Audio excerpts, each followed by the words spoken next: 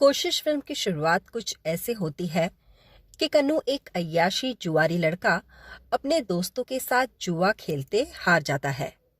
जब कन्नू अपने घर जाता है तब उसकी बहन आरती सो रही होती है। आरती को ना ही सुनाई देता था, ना ही वो बोल पाती थी, और इसी बात का फायदा उठाकर कन्नू उसके बक्से में रखे हुए पैसे चुरा लेता है। जब पैसे चुराकर वो वहां से जा रहा होता है तब उसकी माँ उसे रंगों हाथ पकड़ लेती है।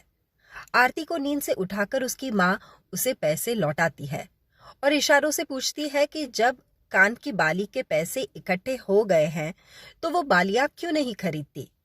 इस बात पर आरती कहती है कि उसे बालियों के साथ गले का हार भी चाहिए। जब उसका भाई उसे पैसे देगा तब वो इकट्ठा खरीदेगी। आरती की माँ ठंडी सांस लेती है क्योंकि उसे पता है कि आरती का भाई इतना निकम्मा है जो अपनी ही बहन के पैसे चुरा रहा था। थोड़ी देर बाद आरती बाजार में कुछ सामान खरीदने जाती है। उसी दुकान पर सामान खरीदते समय आरती की मुलाकात हरिचरण से होती है। हरिचरण भी सुन नहीं सकता और बोल नहीं सकता। वो दुकानदार से बात करने की बजाय सीटी बजाता है। आरती हरिचरण को सीटी मारता देख उसकी नकल करती है।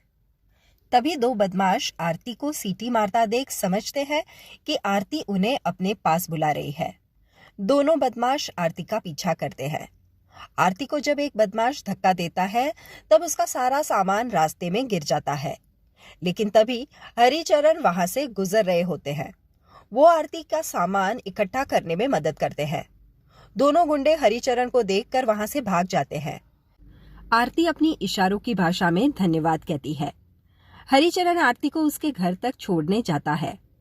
आरती की माँ हरिचरण को अपने घर में बुलाकर उससे बात करती है, लेकिन थोड़ी देर में वो समझ जाती है कि हरिचरण भी आरती की तरह सुन और बोल नहीं सकता। वो ये बात आरती को इशारे से बताती है और ये बात जानकर आरती गुमसुम हो जाती है। धीरे धीरे हरिचरण आरती और उसकी माँ से काफी घुल मिल जाते हैं। हरिचरण एक बगीर और मुक्की स्कूल में आरती का दाखला करवाते हैं। आरती की माँ पहले तो ये बात के लिए ना कहती है, लेकिन फिर वो मान जाती है।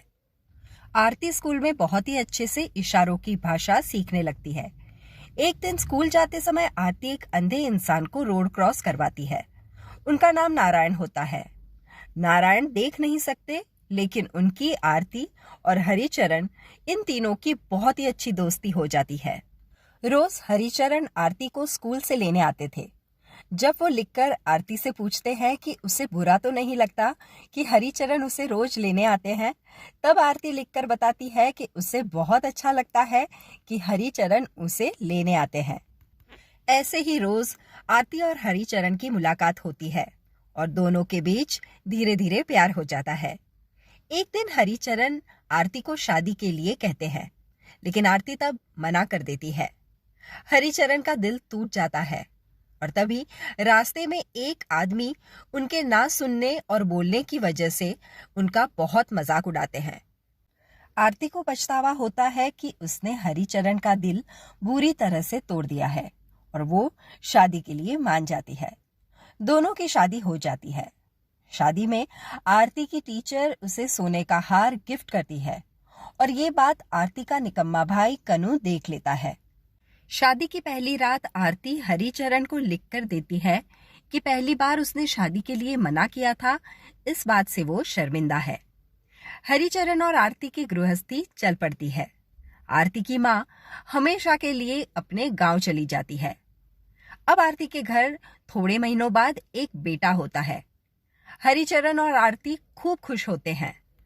एक दिन हरिचरण जब अपने बेटे के कानों के पास बाजा बजाते हैं तब वो उसकी तरफ देखता नहीं।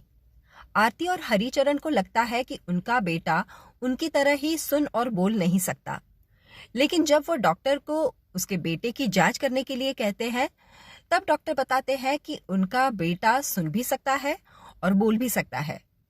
ये बात सुनकर हरिचरण और आरती की खुशी का ठिकाना नहीं रहता, लेकिन उनकी खुशी ज्यादा देर नहीं टिकती, क्योंकि एक बारिश की रात आरती का भाई कन्नू जुआ हारने के बाद अपनी बहन के घर उस हार की चोरी करने आता है जो आरती को उसकी टीचर ने शादी में दिया था।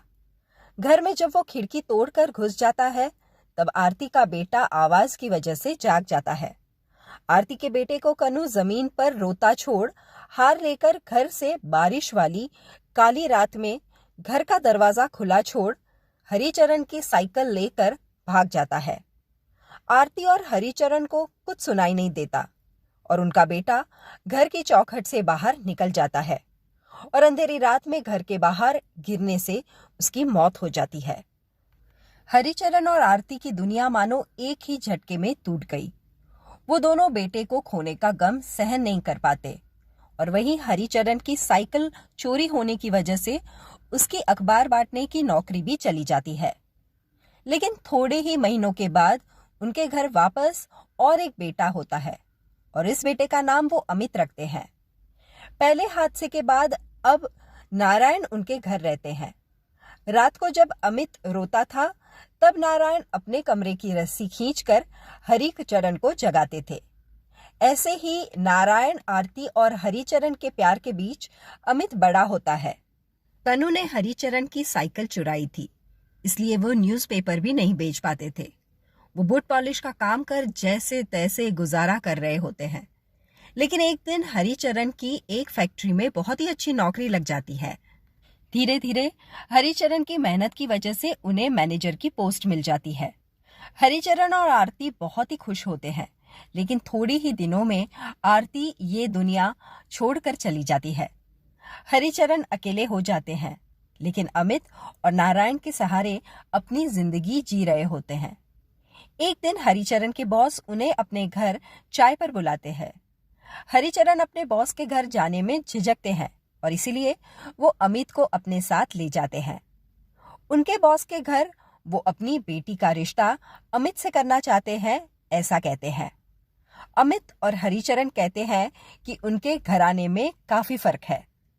तब हरिचरण के बॉस मिस्टर गुप्ता बताते हैं कि उनकी बेटी बोल नहीं सकती और सुन नहीं सकती और वो चाहते हैं कि उसकी शादी अमित से हो। उनकी बेटी को देखकर हरिचरण को अपनी आरती याद आ जाती है। हरिचरण की आंख में आंसू आ जाते हैं और उस लड़की के सर पर हाथ रखकर वो रिश्ता मंजूर कर लेते हैं। लेकिन अमित उस शादी से इनकार कर वहां से चला जाता है। हरिचरण का दिल टूट जाता है। वो घर पर जाकर अमित को बताते हैं कि इतनी पढ़ाई करने का क्या मतलब जब इंसान पढ़ा लिखा तो हो पर उसकी सोच इतनी छोटी हो। हरिचरण अमित से बुरी तरह से नाराज हो जाते हैं। जिस बेटे को खुश देखने उन्होंने अपनी पूरी जिंदगी लगा दी, आज वही लड़का उनकी बात को ठुकराकर चला आया और तभी नारायण भी वहां पर आ जाते हैं। अमित को अपनी गलती का एहसास होता है और आखिर में वो उस ना सुनने और बोलने वाली लड़की से शादी कर लेता है। अमित भी अपनी माँ की तरह पहली रात उस लड़की से कहता है कि पहली बार उसने शादी से मना किया, इस बात से वो शर्मिंदा है। तो ये थी सुपर हिट, दिल को छू लेने वाली फिल्म कोशिश की कहानी।